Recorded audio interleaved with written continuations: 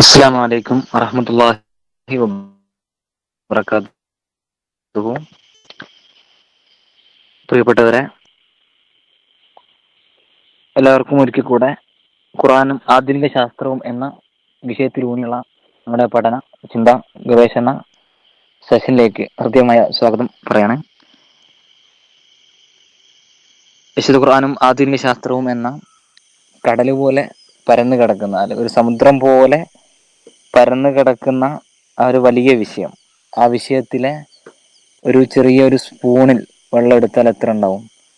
ആ സ്പൂണിലെ ഒരു നമ്മുടെ ചെറുവിരൽ ഒന്ന് തൊട്ടാൽ ആ ചെറുവിരലിൽ എത്രത്തോളം ജല കണങ്ങളാണോ നമ്മളുടെ ആ കയ്യിലേക്ക് പറ്റുന്നത്, അല്ലെങ്കിൽ ആ വിരലിലേക്ക് എത്തുന്നത്, അത്രമാത്രം കാര്യങ്ങൾ മാത്രമാണ് നമ്മൾ ഈ 21 ദിവസത്തിലൂടെ ചർച്ച ചെയ്യുന്നത്.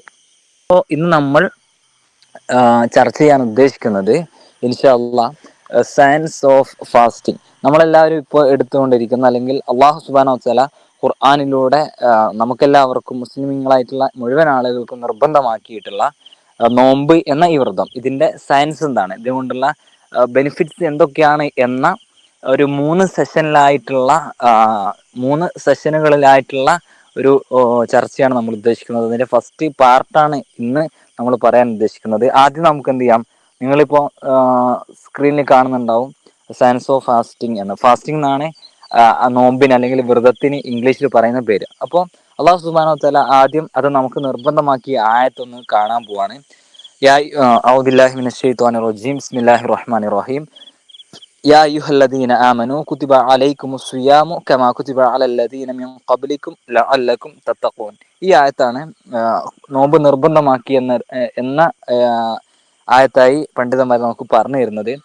അർത്ഥം: ഹേ വിശ്വസിച്ചവരെ, നിങ്ങളുടെ മുമ്പുള്ളവരുടെ മേൽ നിയമിക്കപ്പെട്ടതുപോലെ നിങ്ങളുടെ മേലും നോമ്പ് നോൽക്കൽ നിയമമാക്കപ്പെട്ടിരിക്കുന്നു. നിങ്ങൾ സൂക്ഷ്മത പാലിക്കാം എന്നാണ് ആയത്തിന്റെ അർത്ഥം വരുന്നത്. അപ്പോൾ നോമ്പ് നിർബന്ധമായി എന്ന് നമ്മെ ബോധ്യപ്പെടുത്തിയ ആയത്താണ് ഈ ആയത്ത്.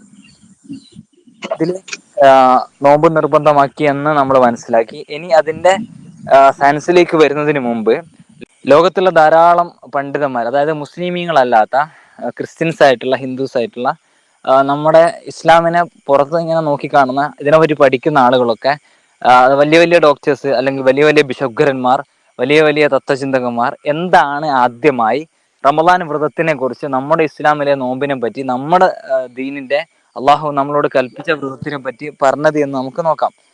അപ്പോൾ ഈ ആയത്ത് നോമ്പ് നിർബന്ധമാക്കിയെന്ന് നമ്മൾ മനസ്സിലാക്കി. ഇനി നേരെ നമ്മൾ വരുന്നത് ഡോക്ടർ ഹെർബർട്ട് എം ഷെൽട്ടൺ എന്ന് പറയുന്ന വലിയൊരു ബിഷപ്പ്ഗരനുണ്ട്, ഡോക്ടർ ഹെർബർട്ട് എം ഷെൽട്ടൺ.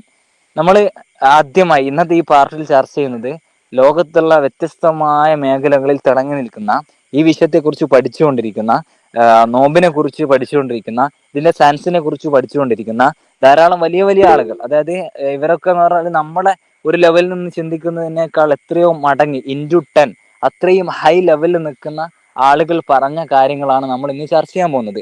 അപ്പൊ അതിൽ വളരെ പ്രധാനപ്പെട്ട ഒരാളാണ് ഡോക്ടർ ഹെർബർട്ട് എം ഷെൽട്ടൺ എന്ന് പറയുന്നത്. ഇദ്ദേഹം നമുക്കെല്ലാവർക്കും അറിയാം, വലിയ ശാസ്ത്രജ്ഞനും ഡോക്ടറൊക്കെ കൂടിയിട്ടാണ് അമേരിക്കയിലെ. ഇദ്ദേഹം ഒരു പുസ്തകം എഴുതി. ആ പുസ്തകം എഴുതിയത് 40,000, ഏകദേശം 40,000 ആളുകളിൽ 50 വർഷം നടത്തിയ പഠനത്തിന്റെ അടിസ്ഥാനത്തിലാണ് ഇദ്ദേഹം ഈ പുസ്തകം എഴുതുന്നത്. 40,000 ആളുകളിൽ 50 വർഷത്തെ നിരന്തരമായ പഠനത്തിലും നിരീക്ഷണത്തിലും ശേഷം അദ്ദേഹം ഏതു തരത്തിലുള്ള ആളുകളെയാണ് പരീക്ഷിച്ചതെന്നറിയോ? നോമ്പെടുത്തുകൊണ്ടിരിക്കുന്ന ആളുകളെയാണ് പരീക്ഷിച്ചത്.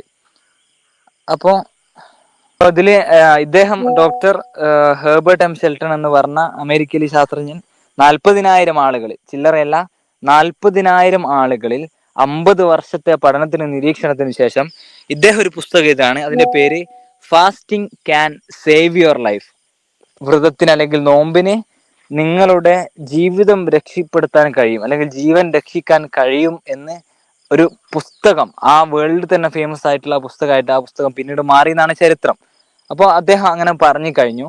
അതിനുശേഷം നമുക്കെല്ലാവർക്കും ഇതിൽ ചില ആളുകൾക്കൊക്കെ അറിയായിരിക്കും.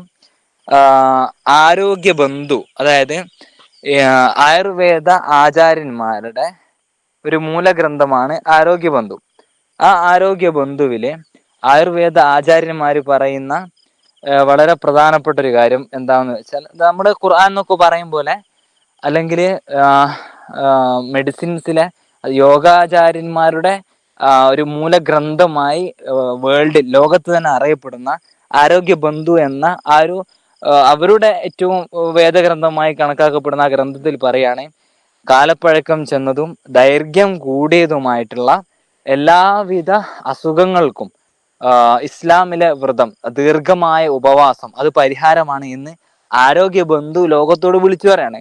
ആരോഗ്യ ബന്ധു എന്ന് പറയുമ്പോൾ നമ്മുടെ മുസ്ലിംസിന്റെ ഒരു ഗ്രന്ഥമല്ല, നമ്മളുടെ പണ്ഡിതന്മാർ എഴുതുന്നതല്ല, മറിച്ച് യോഗാചാര്യന്മാർ അവരുടെ മൂലഗ്രന്ഥത്തിൽ രേഖപ്പെടുത്താണ്, വ്രതം മൂലം, ദീർഘമായ ഉപവാസം മൂലം കാലപ്പഴക്കം ചെന്നതും ദൈർഘ്യമേറിയതുമായ അസുഖങ്ങൾ അതുകൊണ്ട് ഭേദമാവുന്നതായി കാണാൻ കഴിഞ്ഞു എന്ന്. അവർ വെറുതെ പറയുന്നതല്ല, കാരണം പലതരത്തിലുള്ള ചികിത്സകൾ നടത്തുന്ന ആളുകളാണ് ഇവരെല്ലാവരും. അപ്പോൾ അടുത്ത ഒരു ആളെ നിങ്ങൾക്ക് കാണാൻ പറ്റും, ഡോക്ടർ എമേഷ് എന്നാണ് ഇദ്ദേഹത്തിന്റെ പേര്. അമേരിക്കയിലെ വളരെ പ്രശസ്തനായ ഒരു ഡോക്ടറായിരുന്നു, ബിഷപ്പുകാരനായിരുന്നു. ഇദ്ദേഹം പറഞ്ഞത്, ഹൃദയരോഗങ്ങൾ, ക്യാൻസർ തുടങ്ങിയവയെ ഒരു പരിധി വരെ നോമ്പിന് തടയാൻ കഴിയുന്നു. ഒന്നുകൂടി ആ ലൈൻ നിങ്ങൾ അടിവരട്ട് വായിച്ചു നോക്കൂ. ഹൃദയരോഗങ്ങൾ, ഇന്ന് ഏറ്റവും കൂടുതൽ ഹൃദ്രോഗികളാണ് നമ്മുടെ കൊച്ചു കേരളത്തിൽ. കൊച്ചു കേരളം എന്ന് പറയുമ്പോൾ 3.5 കോടി ജനങ്ങളുടെ മേലെ ഉണ്ട്. അത്രയും ആളുകൾക്ക് ഹൃദ്രോഗമാണ് വർദ്ധിച്ചുകൊണ്ടിരിക്കുന്നത്. ഇപ്പോൾ ഡോക്ടർ എമേഴ്സൺ പറയാണ്, ഹൃദ്രോഗങ്ങൾ പ്ലസ് ക്യാൻസർ തുടങ്ങിയവയെ ഒരു പരിധി വരെ നോമ്പിന് തടയാൻ കഴിയുന്നു എന്ന് ഡോക്ടർ എമേഴ്സൺ അദ്ദേഹം പറഞ്ഞു വെക്കാണ്. അത് കഴിഞ്ഞു നമ്മൾ ഹിപ്പോക്രാറ്റസിലേക്ക് വരികയാണെങ്കിൽ, ഇദ്ദേഹത്തെ നമുക്ക് പരിചയമുണ്ട്, നമുക്കറിയുന്ന ഒരാളും കൂടിയാണ്. ഫാദർ ഓഫ് മെഡിസിൻ, മെഡിസിൻസിന്റെ പിതാവ് എന്നറിയപ്പെടുന്ന BC 5-ാം നൂറ്റാണ്ടിൽ ജീവിച്ചിരുന്ന ഹിപ്പോക്രാറ്റസ്. അദ്ദേഹം ഹിപ്പോക്രാറ്റസിനെ അറിയാത്ത കൊച്ചു കുട്ടികൾ പോലും ഉണ്ടാവില്ല. അപ്പൊ ഇദ്ദേഹം BC 5-ാം നൂറ്റാണ്ടിൽ ജീവിച്ചിരുന്ന ഹിപ്പോക്രാറ്റസ് തന്റെ രോഗികളോട് നോമ്പ് അനുഷ്ഠിക്കാൻ നിർദ്ദേശിച്ചിരുന്നു എന്നാണ്. അപ്പോ തന്റെ രോഗികളോട് നോമ്പ് അനുഷ്ഠിക്കാൻ ആര് നിർദ്ദേശിച്ചിരുന്നു? മുസ്ലിം അല്ലാത്ത, പക്ഷെ ഇതിനെക്കുറിച്ച് അറിവുള്ള BC 5-ാം നൂറ്റാണ്ടിൽ, അതും ഏത് കാലത്ത്? BC ബിഫോർ ക്രിസ്തു ആണ്, ക്രിസ്തു ജനിക്കുന്നതിന് മുൻപ്. അപ്പം BC 5-ാം നൂറ്റാണ്ടിൽ അദ്ദേഹം തന്റെ രോഗികളോട് നോമ്പനുഷ്ഠിക്കാൻ നിർദ്ദേശിച്ചിരുന്നു എന്ന് നമുക്ക് പഠനങ്ങളിൽ കാണാൻ കഴിയും. അതേപോലെ നമുക്ക് എല്ലാവർക്കും പരിചിതമുള്ള മറ്റൊരു മുഖമാണ് പൈത്തഗോറസ്. പൈത്തഗോറസ് നമുക്കറിയാം, BC 6-ാം നൂറ്റാണ്ടിൽ ജീവിച്ച വലിയൊരു തത്വചിന്തകനാണ് ഒരു പൈത്തഗോറസ്. ഗ്രീക്കിലായിരുന്നു അദ്ദേഹത്തിന്റെ ജനനവും പ്രവർത്തനവും കാര്യങ്ങളൊക്കെ. അദ്ദേഹം തന്റെ ശിഷ്യന്മാരോട് രോഗമുള്ളപ്പോൾ ഭക്ഷണം കഴിക്കാതിരിക്കാൻ നിർദ്ദേശിച്ചിരുന്നു. രോഗമുള്ളപ്പോൾ ഭക്ഷണം കഴിക്കാതിരിക്കാനാണ് ആര് നിർദ്ദേശിച്ചത്? പൈത്തഗോറസ് നിർദ്ദേശിച്ചത്, അഥവാ നോമ്പനുഷ്ഠിക്കാൻ, ഭക്ഷണം ഒഴിവാക്കാൻ വേണ്ടിയിട്ട്. ഇപ്പോൾ പൈത്തഗോറസ്, ഹിപ്പോക്രാറ്റസ്, ഡോക്ടർ എമേഷ്യൽ എന്നീ തുടങ്ങിയിട്ടുള്ള പല തത്വചിന്തകന്മാരും ഈ തരത്തിലാണ് നമ്മുടെ വ്രതത്തെ പറ്റി അല്ലെങ്കിൽ നോമ്പിനെ പറ്റി പൊതുവായി ലോകത്തോട് വിളിച്ചു പറഞ്ഞിട്ടുള്ളത്. ഇവിടെ നമുക്കെല്ലാവർക്കും പ്രിയപ്പെട്ട, നമ്മുടെ എല്ലാവരുടെയും ഇന്ത്യയുടെ അല്ലെങ്കിൽ നമ്മുടെ രാഷ്ട്രത്തിന്റെ പിതാവായി അറിയപ്പെടുന്ന മഹാത്മാഗാന്ധി, അദ്ദേഹം രാഷ്ട്രപിതാവാണ്, നമുക്കെല്ലാവർക്കും സുപരിചിതനായ വ്യക്തിയാണ്. അദ്ദേഹം പറയാണ്, എ ജെന്യുയിൻ ഫാസ്റ്റ്, അതായത് ഒരു ശരിയായിട്ടുള്ള വ്രതം, A ജെന്യുയിൻ fast ക്ലീൻസസ് the body, mind and soul. It ക്രൂസിഫൈസ് the flesh and to the extend sets the soul free. Mahatma Gandhi പറയാണ്, നമ്മുടെ രാഷ്ട്രപിതാവ് മഹാത്മാഗാന്ധി പറഞ്ഞത്, വ്രതം, നോമ്പ് മനുഷ്യ മനസ്സിലെ അസ്വസ്ഥതകൾ ഇല്ലാതാക്കുന്നതോടൊപ്പം മനുഷ്യനെ ആരോഗ്യപരമായും മാനസികമായും സംസ്കരിക്കുന്നതാണ്.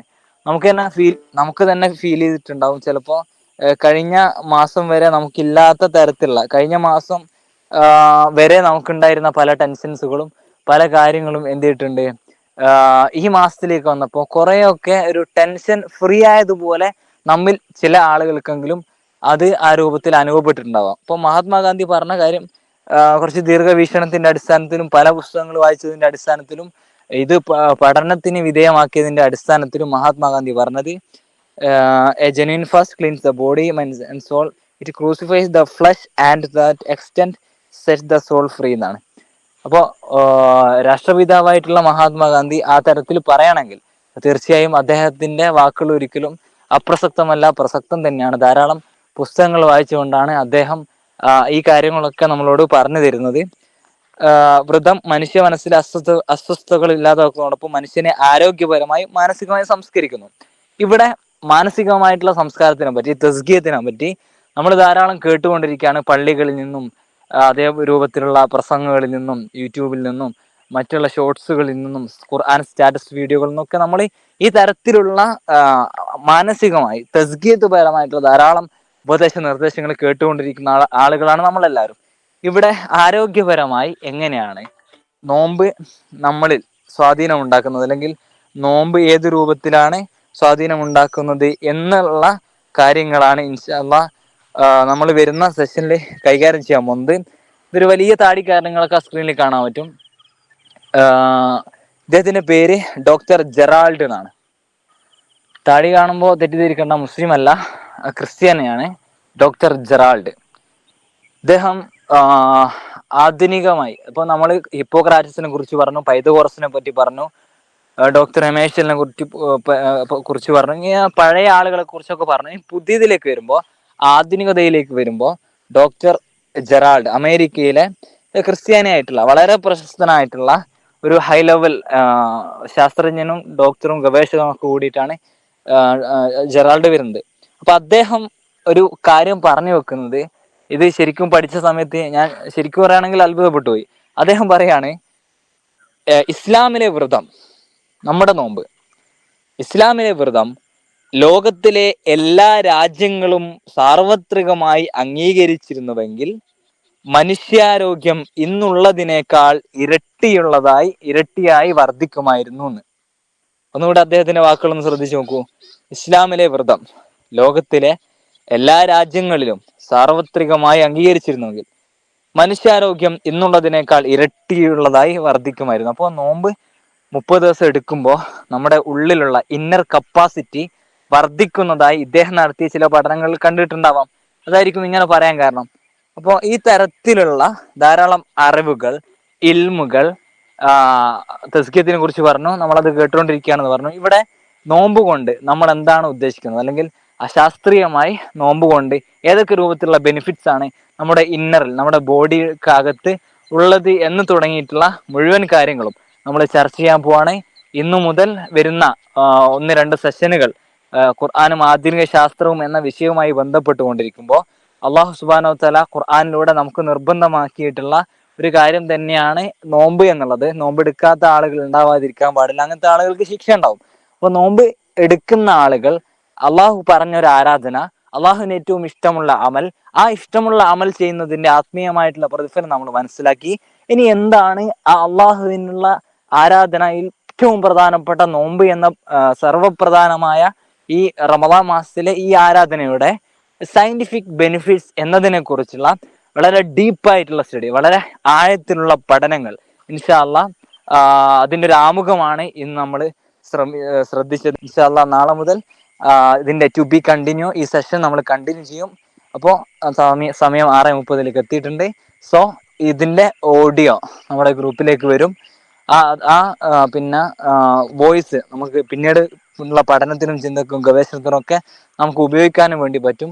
സോ ഇത്രയും സമയം ഈ ഒരു സെഷൻ കേട്ടിരുന്ന നിങ്ങൾക്ക് എല്ലാവർക്കും ഹൃദ്യമായ നന്ദി അറിയിക്കുകയാണ്. നമ്മൾ ഇതിന്റെ വളരെ പ്രധാനപ്പെട്ട പാർട്ടാണ് അപ്പോൾ നാളെ കൈകാര്യം ചെയ്യുന്നത്. 1-2 സെഷൻ കൂടെ ഈ നോമ്പിന്റെ ശാസ്ത്രീയ ഗുണങ്ങൾ ഉണ്ടാവും. അപ്പോൾ കൃത്യം 6:15 തന്നെ എല്ലാവരും ജോയിൻ ചെയ്യുക. മാക്സിമം ഫാമിലിയെ, അതായത് ഈ തരത്തിലുള്ള വിഷയങ്ങൾ കേൾക്കാൻ ആഗ്രഹിക്കുന്ന ആളുകളെ കൂടെ ഈ ഒരു നമ്മുടെ കൂട്ടായ്മയിലേക്ക് ജോയിൻ ചെയ്യിപ്പിക്കുകയാണെങ്കിൽ വളരെ നല്ല രൂപത്തിലുള്ള അറിവുകൾ അവർക്ക് കരസ്ഥമാക്കാൻ കഴിയും. സോ എല്ലാവർക്കും നല്ലൊരു ദിവസം ആശംസിച്ചുകൊണ്ട് നമ്മൾ ഇന്നത്തെ ഈ സെഷൻ ഇവിടെ വൈൻഡപ്പ് ചെയ്യാണ്. ഇൻഷാ അല്ലാഹ് ഇത്രയും സമയം ഇവിടെ ജോയിൻ ചെയ്ത മുഴുവൻ ആളുകൾക്കും നന്ദി അറിയിക്കുന്നു. ശുക്രൻ ജസീലൻ, ജസാഖല്ലാഹു ഖൈറൻ. അസ്സലാമു അലൈക്കും വറഹ്മത്തുള്ളാഹി വബറകാതുഹു.